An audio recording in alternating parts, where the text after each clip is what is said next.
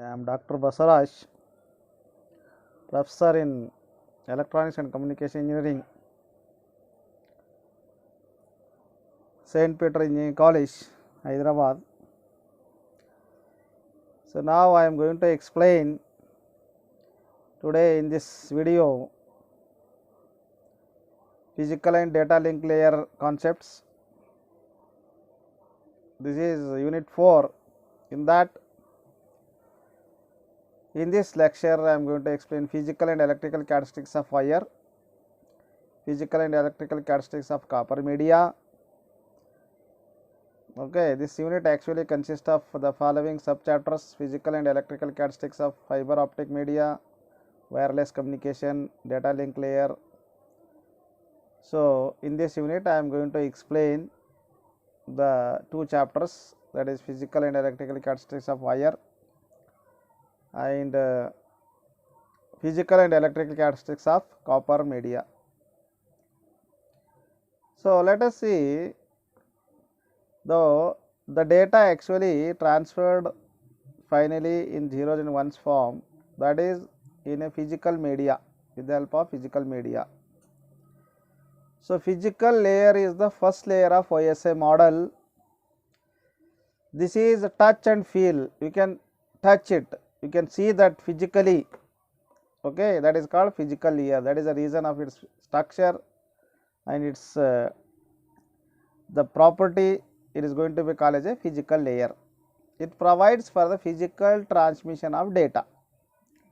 Before sending the data on the network, the physical layer on the local node must process the raw data streams, translating frames read from the data link layer into electrical signals if it is a copper wire, or optical signal if it is a fiber optic transmission media, or electromagnetic waves if it is a wireless communications. Depend upon the transmission media, the binary digits can be converted. Okay. So consider a local area network. The physical layer of this network defines, among other things, the type of cable permitted, the type of connectors used to attach to the network cable to hardware devices, cable length restrictions and type of level terminations. See here, the Electronic Industry Association has developed a standard for RS-232C standard, which is has been defined for electrical and physical characteristics used in serial communications. This RS-232, the communication media we are going to use to transfer the data in serial form from one device to other device. And it is having a 25 pin data connector and data bus from one device to another device. And another one, 423, is a advanced version of the RS-232. It is having 9 pin DB connector, and this is also having the same function to transfer the data serially from one device to another device. Physical and electric characteristics of a wire. So let us see what are the physical and electrical characteristics of a wire. See how the data is going to transmit on a wire. See here, let us see, it consists of a conductor. It serves as a medium for the physical signal. Actually, our physical data is going to transfer in a physical media. See here, that data is converted into electrical signal. Those signals are transferred in a wire, in a conductor. The material you are going to be used as a conductor, so it is able to conduct the signal. The conductor is either it may be a copper or glass or plastic fiber. Okay. So copper can be a stranded or it is a solid. Stranded is nothing but it consists of more than one thin wires, the bundled, that is called stranded. Solid is nothing but only one thick wire, it is called a solid. Stranded wire is usually stronger and more flexible than a single wire. Then this this copper conductor on which there is a insulations, it surrounded the conductor. It serves as a protective barriers to the conductor by preventing escaping the signal and also preventing the electrical interference from other conductor. See, here we are sending the data and through a conductor, more than one wires we are going to use. See, there may be chances of interference of the signal from other nearby conductor. So, that is the reason we are going to use insulation on a conductor. Then another one layer on the conductor is a jacket. The conductor and insulations are encased in an outer sheath, that is called jacket.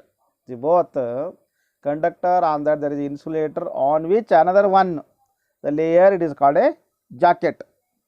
So, jacket consists of it may be a PVC, there is a polyvinyl chloride material type, or it is a Teflon. The two types of jacket will be there. So, there is a PVC or Teflon. Then coming to the main the layers or main the composition of a copper transmission lines is: conductor is actually the signal is going to transmit.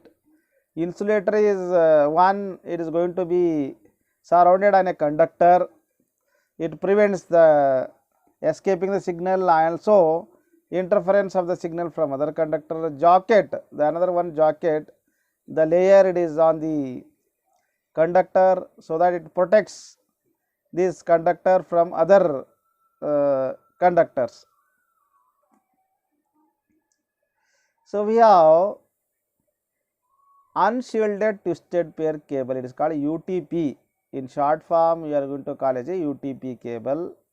So, here UTP cable consists of pictorial form, you can see. So, it is having 8 conductors. So, there is a twisted pair, it is called twisted because the conductors has been twisted, that is the reason it is called a twisted pair. So, we have 4 twisted pair conductors here. So, each conductor is having the copper, on that there is insulations, and we have twisted 2 wires. Then on that there is a jacket.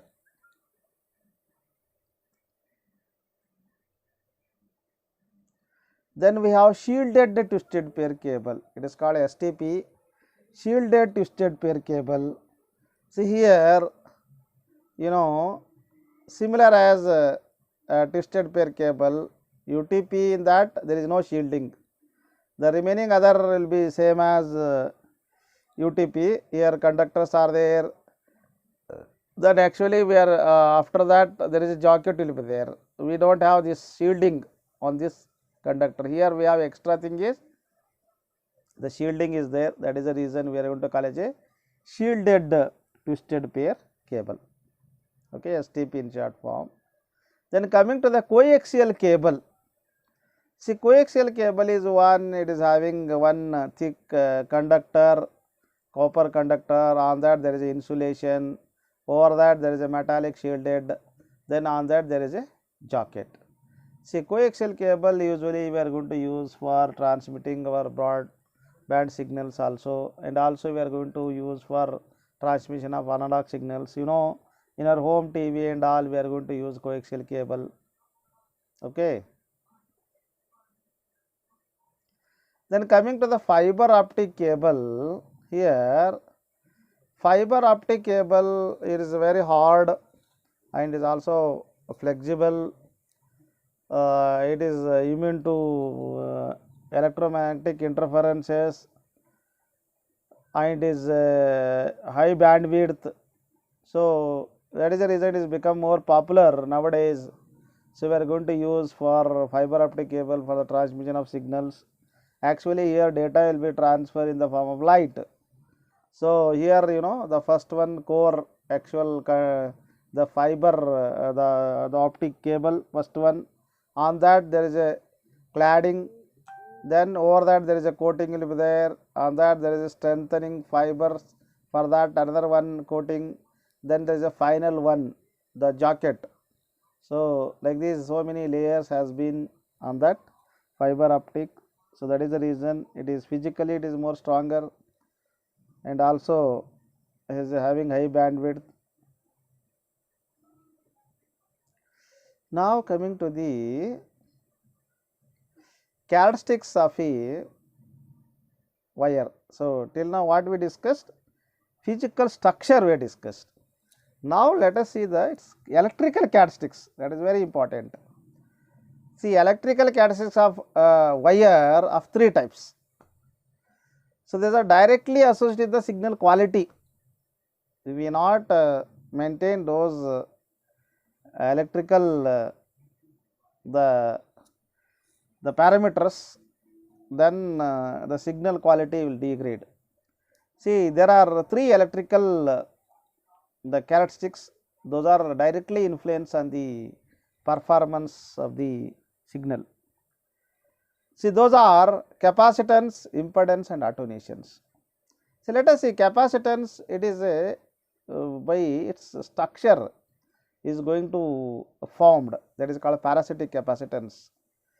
So it is not added, due to its structure is going to form. So you know, it is a property of a circuit that permits to store an electrical charge. See, the capacitance is one, it is going to store the charge. Okay. So the capacitor cable determines the ability to carry a signal without distortion. See, how much is its capacitance, according to that how much distortion can occur in the signal can be determined. So due to that, you know, signal actually will be in a square type. So due to capacitance, the signal you can see a rounding off, it is actually not a what you call technical word, but still to understand the students, you know. So we can show the shape as a rounding of shape. So due to stored charge between conductors of the cable, so due to stored charge, the signal is going to, instead of square shape, the shape will be rounding shape you are going to get. Okay, because delay in signal charging and discharging, due to that you are going to get a delayed signal. So automatically we are going to get the distortion in the signal. Then the more distorted signal becomes, the more likely a receiving node will be unable to distinguish whether it is 0 or 1. It is very difficult to distinguish at the receiving side. The high quality cable has low capacitance per meter. Usually the high quality, what you say, the quality of the cable is very good, it means that its capacitance is low. The overall capacitance of the cable increases as cable becomes longer. Okay. So the UTP cable is around 100 meters, is around 100 meters, means we are going to use the unshielded twisted pair cable around 100 meters. If you use more than 100 meters, the signal quality will be degraded. So let us see how the signal, as I shown you at the transmitted side, you know, the square type signal, that is input signal, and the receiver, how we are going to get distorted signal at the receiver side, because this is due to capacitance. Then impedance, you know, already it is usually in general, if you want to understand, it is similar as a resistance, you say. In DC we say resistance, in AC we are going to say as a impedance. See, in DC only the effect is due to resistance, but in AC effect is not only due to resistance, along with other parameters like capacitance and inductance. See, it is a measure of opposition to the flow of electrical current in AC current circuit. Like as I said you, resistance also we can define same way, it is the opposition to the flow of electrical current. Impedance also is defined in general, but actually there is a difference in electrical resistance and impedance. Electrical resistance, purely resistance, only the R is a ohm we are going to represent. See, impedance it consists of capacitance, resistance and inductance. Okay. So impedance is a function of CR L, C for capacitance, R resistance, L for inductance. Impedance mismatches caused by mixing cables of different types with different characteristics impedance can result in signal distortion. Okay. So, let us see example, token ring equipment is having 150 ohm its impedance. Here once again see impedance also measured in ohm. Then Ethernet 802.3 for twisted pair networks, it is 85 ohm to 111 ohm. The next is attenuation. As you know that attenuation is nothing but decrease in the signal strength, which occurs as signal travels through a cable. The longer the cable, greater the attenuations. Yeah. Also higher the frequency of signal, then greater the attenuation. So let us see what are the attenuations in each different cables. See, in twisted pair cable, more attenuation compared to the coaxial cable, and compared to the fiber optics, the coaxial cable attenuation is more. It means that fiber optic cable is having very less attenuation compared to twisted pair cable and coaxial cable. So that is the reason we prefer most of the time as a fiber optic cable, because it's low attenuation, high bandwidth. So these are the main parameters of the optical fiber. So attenuation is measured in decibel. In short form, we are going to write dB. So signal quality is affected by the combination of attenuation and capacitance. So attenuation means decreasing its strength, then distortion due to its capacitance. The combination of those two, you see here in the pictorial form, there is an input signal will be given, the square wave, that is digital signal. At the receiver side, we are going to get a reduced in amplitude and also in shape change, that is due to the capacitance, the reduced due to attenuation. Okay, thank you.